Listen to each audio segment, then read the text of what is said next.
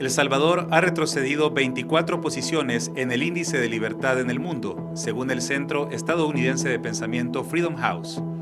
Ante esto, la pregunta es, ¿qué tanto se retrocedió en democracia y representatividad en el país? Sí, la democracia implica no solamente el hecho de tener elecciones o que gane la mayoría, no es solamente eso, sino, de nuevo, el ejercicio legítimo del poder, respetando de las distintas disidencias, respetando el Estado de Derecho, respetando las normas que son las reglas del juego, respetando en general, pues, a las personas, a sus derechos. Y si eso no se tiene, pues no podemos afirmar que vivimos en una democracia. Cuando una sola persona controla todo, o un grupo, un círculo controla todo, entonces ahí no podemos hablar que estamos en una democracia.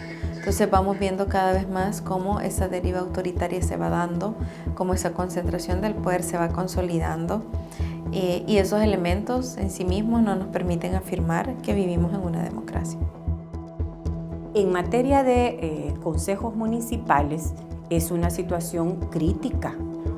Una elección que no llega al 30% con un método de elección que claramente buscaba controlar el electorado, pero sobre todo controlar los territorios. Las elecciones del 4 de febrero y 3 de marzo fueron más que una selección de funcionarios a los órganos ejecutivo, legislativo y las municipalidades, pues significaron un cambio importante en la estructura democrática salvadoreña.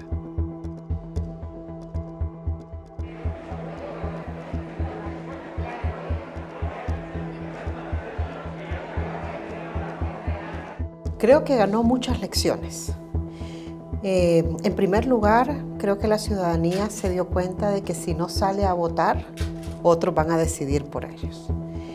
Y en cuanto a qué perdió, yo lo enmarcaría en 3 elementos. En primer lugar, creo que perdió totalmente la posibilidad de tener un sistema de frenos y contrapesos. Es decir, que la ciudadanía al final tenga garantía en el ejercicio de sus derechos y que existan instituciones que de alguna manera puedan garantizar esos derechos. Creo que además perdió pluralismo. El país como un todo ha perdido. Estas elecciones han significado la puerta de entrada a esta deriva autoritaria, como le han llamado internacionalmente.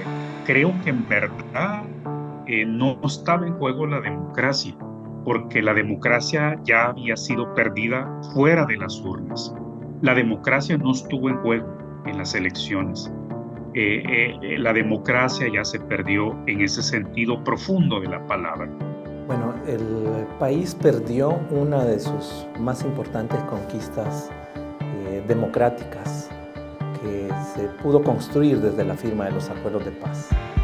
La posibilidad de elegir a los gobernantes en elecciones limpias y libres.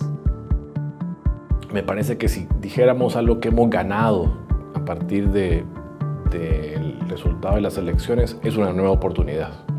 Una nueva oportunidad de organización, una nueva oportunidad de buscar unidad, de buscar formas de organizarse para resolver los problemas que le interesan a todos los salvadoreños. Yo creo que la unidad no está en cómo derrotamos a este gobierno.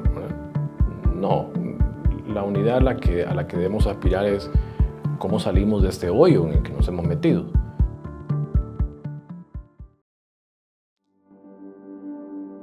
En las elecciones de febrero y marzo se eligieron autoridades bajo nuevas reglas electorales impulsadas por el oficialismo.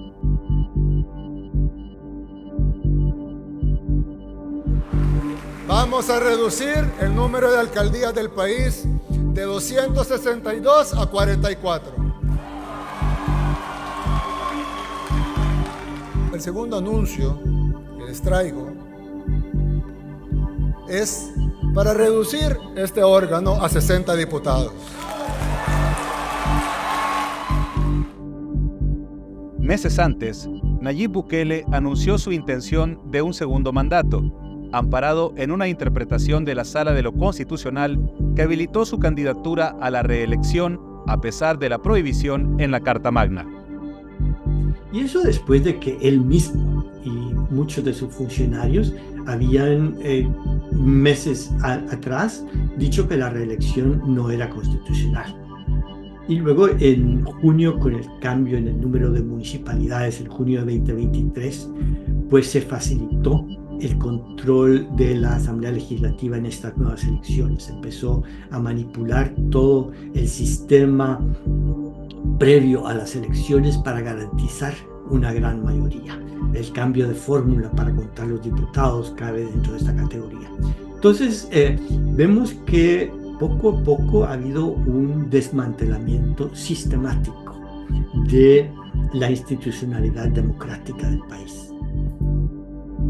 En la elección presidencial, Nuevas Ideas obtuvo más de 2.7 millones de votos, equivalentes al 43.48% del padrón electoral.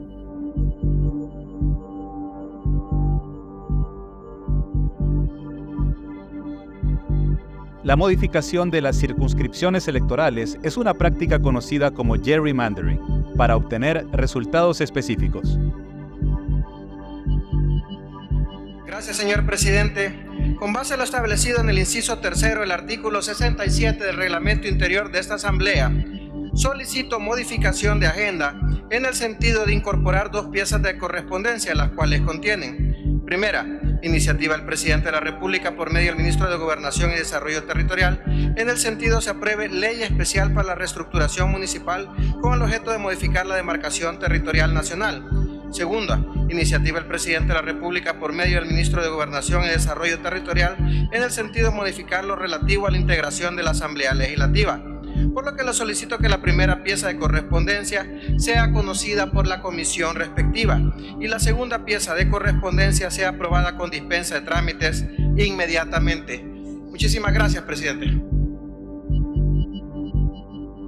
La reforma al Código Electoral para reducir la cantidad de diputaciones se aprobó en la madrugada del 7 de junio de 2023, luego de 5 horas de discusión.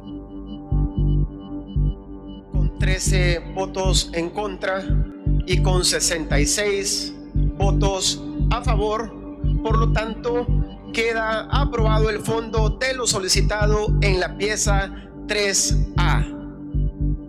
Felicidades, diputados. Y entonces había, digamos, un desencanto con los gobiernos municipales del oficialismo. La gente estaba desencantada con los alcaldes y gobiernos municipales de Nuevas Ideas.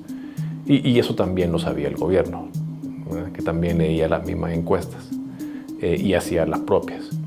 Entonces, creo que el gerrymandering está relacionado con un intento por distanciar el costo político de la mala gestión e incluso corrupción de los gobiernos municipales de Nuevas Ideas del capital político del oficialismo presidencial y legislativo. Con el proceso de reformas que se aprobó en el 2023, es la ciudadanía la que al final no tiene una representación en ese órgano legislativo y de una manera manipulada, porque realmente el cambio de fórmula, el haber cargado artificialmente los salvadoreños residentes en el exterior a una circunscripción como San Salvador y la reducción de la cantidad de diputados es un conjunto de reformas que trae como consecuencia directa una pérdida de la representación y por tanto del pluralismo. Y cuando se pierde el pluralismo estamos hablando de una afectación directa a un principio constitucional.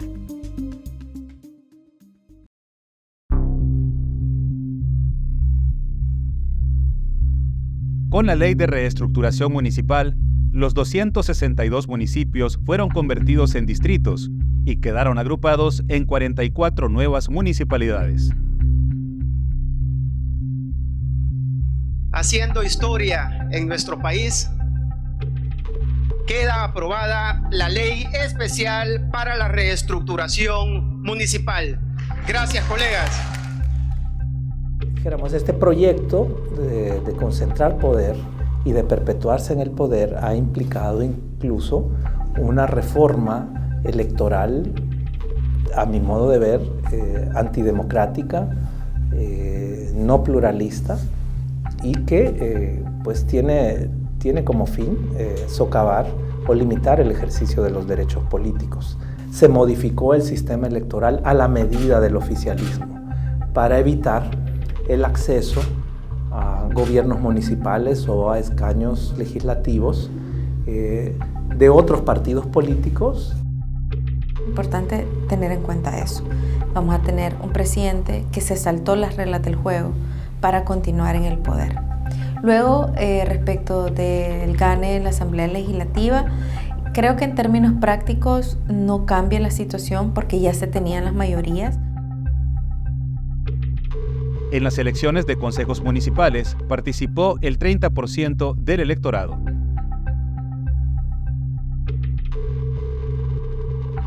Uno de los efectos de las elecciones de 2024 es la reducción de los espacios cívicos y de los mecanismos de participación ciudadana.